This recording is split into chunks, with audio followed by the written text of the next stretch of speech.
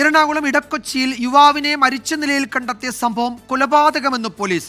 വാഹനത്തിലുണ്ടായിരുന്ന യുവതി ഉൾപ്പെടെ 2 പേരെ പോലീസ് കസ്റ്റഡിയിലെടുത്തിട്ടുണ്ട്. എസ് ശ്യാംകുമാർ വിവരങ്ങൾ നൽകും കൊച്ചിയിൽ നിന്നും. ശ്യാമ, എന്തൊക്കെ കാര്യങ്ങളാണ് ഈ ഘട്ടത്തിൽ വ്യക്തമാകുന്നത്? പോലീസ് എന്തെങ്കിലും കൂടുതൽ വിവരങ്ങൾ പങ്കുവയ്ക്കുന്നുണ്ടോ? വിജയകുമാർ, ഇന്നലെ രാത്രിയാണ് ഈ ഇടക്കൊച്ചിയിൽ ഇന്ദിരാഗാന്ധി റോഡിൽ ഇൻസുലേറ്റഡ് വാനിനുള്ളിൽ യുവാവിനെ രക്തത്തിൽ കുളിച്ച നിലയിൽ കണ്ടെത്തിയത്. ഇടക്കൊച്ചി സ്വദേശി ആഷിഖ് എന്നായിരുന്നു ആ യുവാവിൻ്റെ പേര്. അയാളെ ആശുപത്രിയിൽ എത്തിക്കുമ്പോഴേക്കും മരിച്ചിരുന്നതായി പോലീസ് പറഞ്ഞിരുന്നു. ഇതിലാണ് ഇപ്പോൾ നടത്തിയ അന്വേഷണത്തിൽ യുവാവിൻ്റെ മരണം കൊലപാതകമാണ് എന്ന നിഗമനത്തിലേക്ക് പോലീസ് എത്തിയിരിക്കുന്നത്.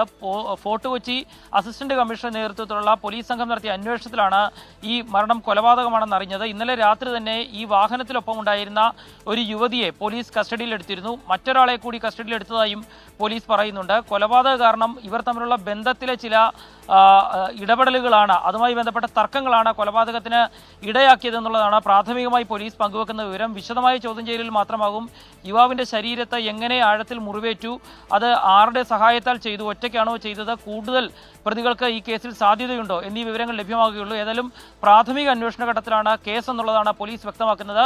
അതിനിടയിലാണ് ആഷിഖിൻ്റെ മരണം കൊലപാതകം ആണ് എന്ന നിഗമനത്തിലേക്ക് പോലീസ് എത്തുന്നത്. യെസ്, വാഹനത്തിലുണ്ടായിരുന്ന യുവതി ഉൾപ്പെടെ 2 പേരെ പോലീസ് കസ്റ്റഡിയിൽ എടുത്തിട്ടുണ്ട്. ഇവരെ വിശദമായി ചോദ്യം ചെയ്ത് വരികയാണ് എന്നാണ് അന്വേഷണ സംഘം അറിയിച്ചത്. ശ്യാംകുമാറാണ് വിവരങ്ങൾ നൽകിയത് കൊച്ചിയിൽ നിന്ന്.